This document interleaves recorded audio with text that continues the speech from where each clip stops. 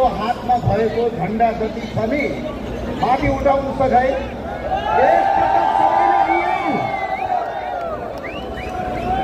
म सबैलाई अपिल गर्न चाहन्छु, टाढाबाट आउनुभएको छ।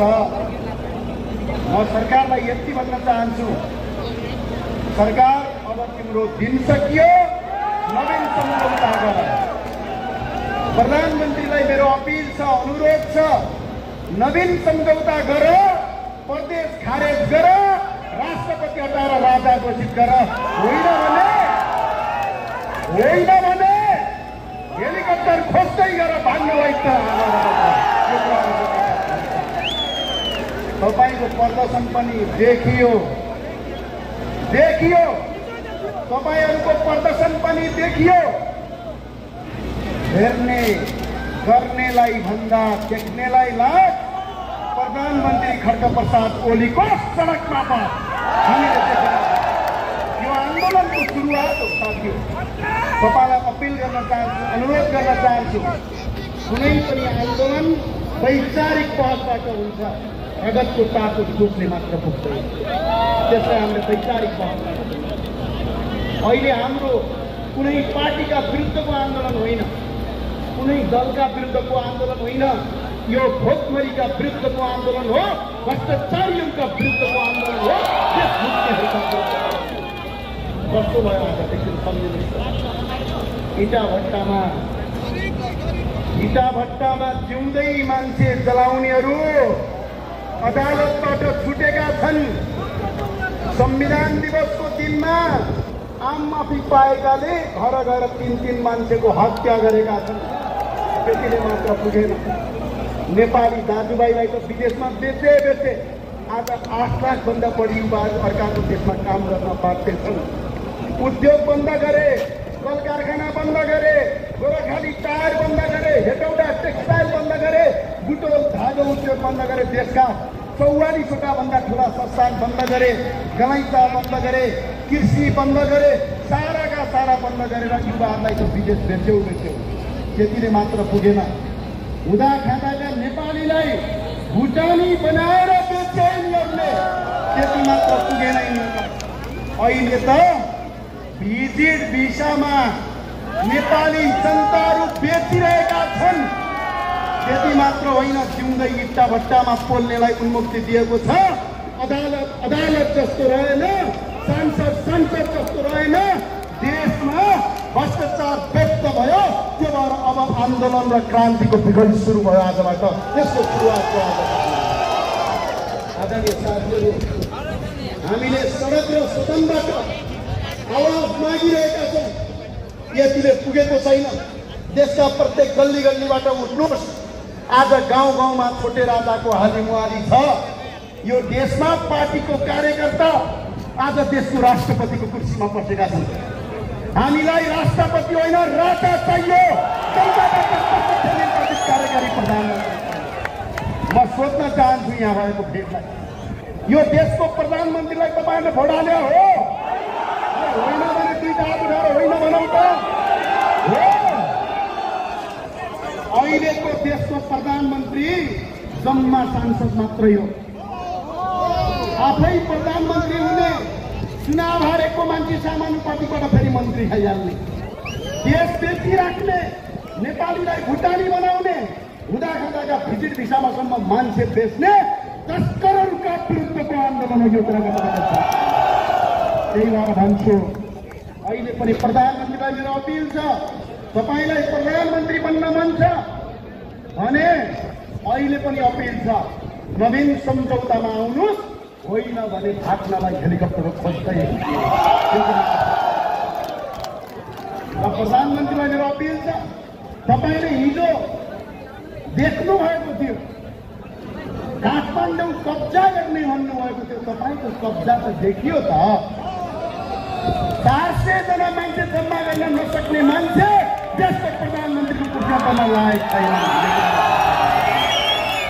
यो हुनाले प्रधानमन्त्रीजीलाई अहिले पनि अपिल छ, अहिले पनि अनुरोध छ, यो त सुरुवात हो, यो अन्तिम होइन, यो सुरुवात हो।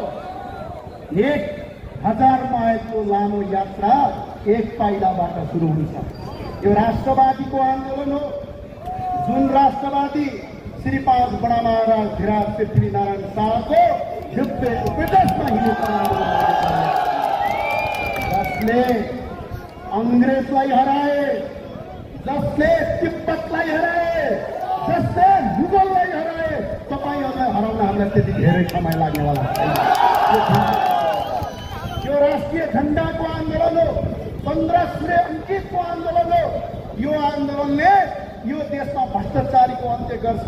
यो भन्दै गर्दा धेरै साथीलाई लाग्दो रहेछ, किन अख्तियारका अनुसन्धान हुँदैन त, किन अदालतले न्याय दिँदैन त भन्दा नेपालको कानुन, नेपालको संविधानमा के लेखेका छन् यिनीहरूले?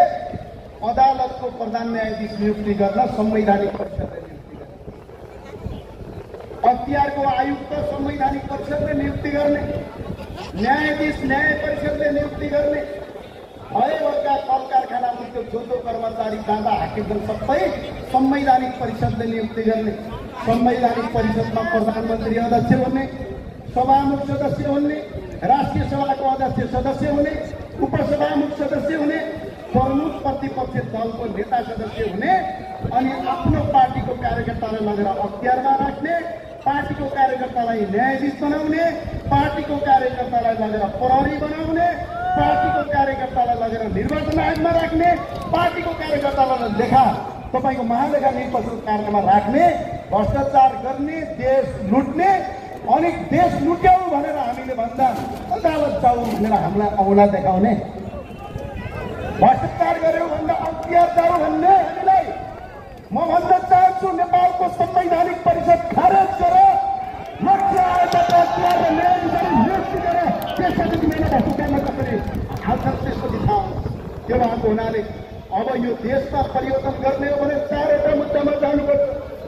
पहिलो मुद्दा राष्ट्रपति हटाएर राजा राख्ने, तयार हो? दुई हात उठाएर माथि गरौँ, तपाईहरु तयार हो? जोसका साथ तयार हो? तयार हो? तपाईँ साथीहरु, एउटा मुद्दा। दोस्रो मुद्दा, यो देशको प्रधानमन्त्री जनताले चुनेको होइन, जनताबाट प्रत्यक्ष निर्वाचित कार्यकारी प्रधानमन्त्री। तेस्रो मुद्दा, परदेश चाहिँदैन, विदेशबाट 27 करोड ऋण ल्याउने, यो ऋण हामीले तिर्नुपर्ने, प्रधानमन्त्री मन्त्री र पार्टीका कार्यकर्ताले भिसा बनाएर देश लुट्ने, यो हुँदैन, हुँदैन, हुँदैन, हुँदैन, यो चाहिँदैन। विदेशीबाट ऋण ल्याउने, छोटे राजाहरू पाल्ने, परदेश संरचना खारेज गर्ने, एकछिन जोरदारका साथ नारा लगाउँ वरपर, परदेश संरचना खारेज गर्ने।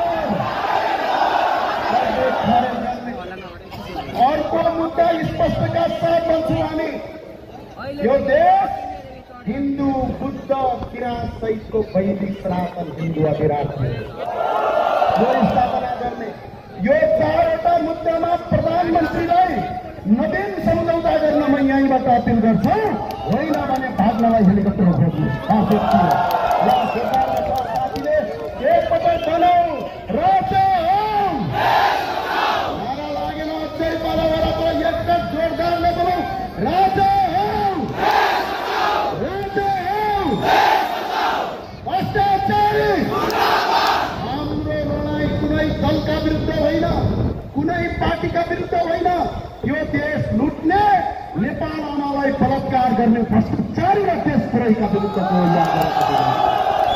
आन्दोलनको सुरुवात भयो, बिगुल फुक्यो, एकपटक सबैले भनौँ बिगुल फुक्यो। सबै साथीहरू यो जोसका साथ बसौँ, यो एक दिन हुने छैन, आज मात्रै हुने छैन। जबसम्म सरकारले यी 4वटा मुद्दा लागू गर्दैन तबसम्म हो। तपाईहरु तयार हो? जय नेपाल, धेरै धेरै धन्यवाद। साथमा लडौँ, एकजुट भएर लडौँ, दाजुभाइ मिलेर लडौँ, चन्द्र सूर्य झण्डा नजुकतासम्म फरफराइ लडौँ। जय नेपाल।